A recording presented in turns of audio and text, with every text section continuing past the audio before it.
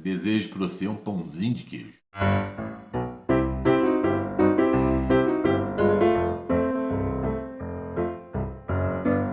O que eu vou te falar hoje, eu acho que você vai levar para o resto da vida, porque isso vai servir de substância para você fazer as suas escolhas. Antes de você pensar em comprar uma antena, assiste esse vídeo até o final.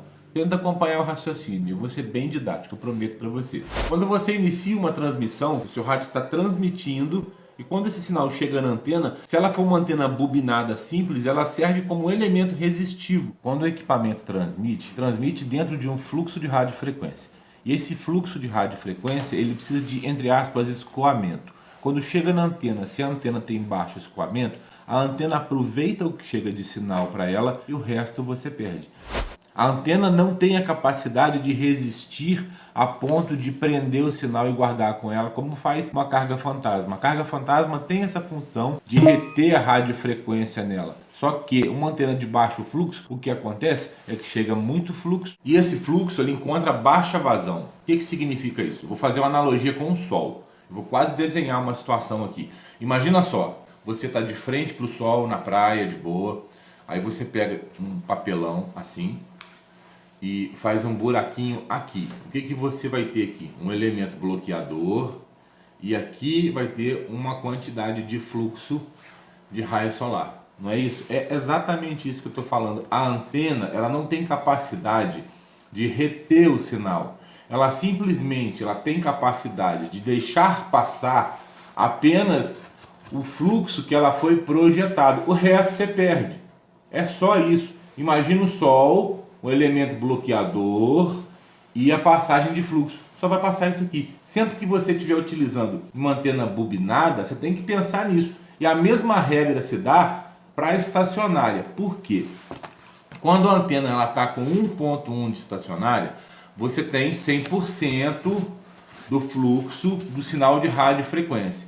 Quando chega na antena, se está com 1.1 de estacionária, beleza. O rádio vai transmitir 100%. 1.1 é para o rádio transmitir 100%. Maior estacionária compromete o rádio. Agora a gente está falando do fluxo. Sabe o fluxo? Então, esse fluxo aqui pode estar com 1.1 de estacionária. Isso é uma antena bobinada com a estacionária baixa, funcionando com 100% do fluxo dela. E o fluxo dela é isso, e é isso que vai aproveitar. Não se esqueça, o sol, o elemento bloqueador, e aqui é o fluxo. Quanto maior for o fluxo da sua antena, maior vai ser a possibilidade de você aproveitar essa quantidade de, entre aspas, raios solares que estão passando. Quanto menor for o fluxo, quanto menor for a antena, menor aproveitamento desse sinal de radiofrequência. E aonde que a estacionária entra nessa mesma explicação, aproveitando que a mesma analogia. Toda transmissão ela tem uma largura, e isso você já sabe, deu para ver no SDR. Dá para a gente trabalhar inclusive a largura. Se você tem uma transmissão bacana, com a largura de banda bacana, e você tem um fluxo bacana de radiofrequência, resta saber se a sua antena está sintonizada. O que é uma antena sintonizada? Se você tem a intenção de utilizar o canal 5, eu só quero usar o 5, eu vou calibrar a minha antena para melhor estacionária no canal 5, porque ali eu vou ter 100% da potência. Na medida que a estacionária vai subindo, você vai diminuindo esse buraco, ele vai se estreitando, ele vai se tornando incompatível. E no lugar dele, é como se houvesse um espelho. Por quê? Porque não só existe a retenção da radiofrequência que não está sendo utilizada, como tem um reflexo para o seu rádio. Isso causa um represamento na saída. Dali em diante, começa a superaquecer e começa a distorcer o sinal, porque é como se um sinal esbarrasse no outro na contramão. Aí o seu rádio começa a esquentar e é assim que o seu rádio queima. São duas situações distintas que você está aprendendo hoje. A primeira delas é o fluxo da antena. Isso é condição sine qua non. Você tem que saber como que se dá esse processo. Para que você não gaste horrores com a antena. Aí na hora que você vai colocar a antena, você vê que é uma antena fininha. Você sabe que o range de frequência delas é mais estreito. Você sabe que a estacionária dela é mais seletiva, por isso que o range é mais estreito, né? E você sabe que a antena depende de fluxo e o fluxo depende do tamanho físico, da largura dela. A gente pensa numa Maria Mole, por exemplo, com 2,70 m, ela não é tão grossa quanto a Viúva Negra, quanto a antena argentina. Só que nós temos ali uma diferença de fluxo, porque a antena argentina ela é menor, mas o fluxo dela é muito alto, então você não perde sinal de radiofrequência. Eu posso substituir a antena argentina pela Maria Mole? A antena Maria Mole sempre vai te entregar um range maior de frequência e um fluxo maior. E ela vai te entregar isso em mais frequências.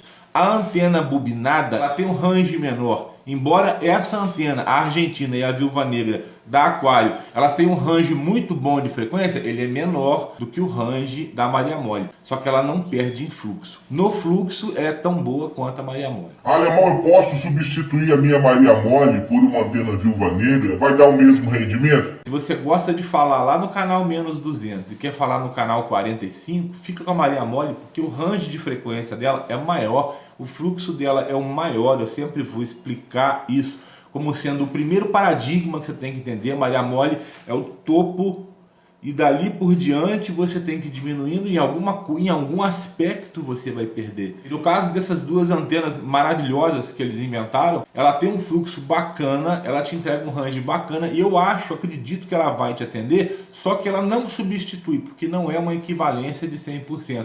Tem uma perdazinha que a gente tem que ponderar. Além do fluxo, a gente tem o elemento arco. E o que significa isso? Pensa numa antena Maria Mole, ela tem mais ou menos 2,70 m. Imagina a ponta da antena com a ponta da frente do carro. Ali você tem um ângulo de arco. Se a antena ela é mais baixa, o arco é diferente.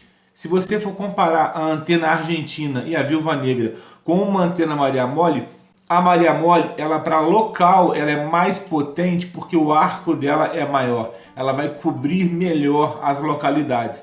Se você pensar em ângulo de DX, por conta do ângulo de tiro da antena menor, mesmo sendo de alto fluxo, o que acontece? Ela é muito boa para DX, assim como a Maria Mole. Então nós temos duas antenas muito potentes para contatos a longa distância, mas a Maria Mole ainda se desponta para contatos locais. Você vai entender isso na prática. Eu vou fazer um teste com 4 antenas. Você vai ver 4 antenas do mesmo modelo com alongadores e você vai ver o efeito do alongador em fluxo, esse tipo de trabalho. Eu tenho certeza que você vai gostar. Só que você vai ver isso no próximo vídeo. Se inscreve aqui no canal. Não esquece de ligar o sininho para você receber as atualizações, receber os vídeos novos. E se liga no próximo vídeo, que vai ser o teste efetivo dessas 4 antenas.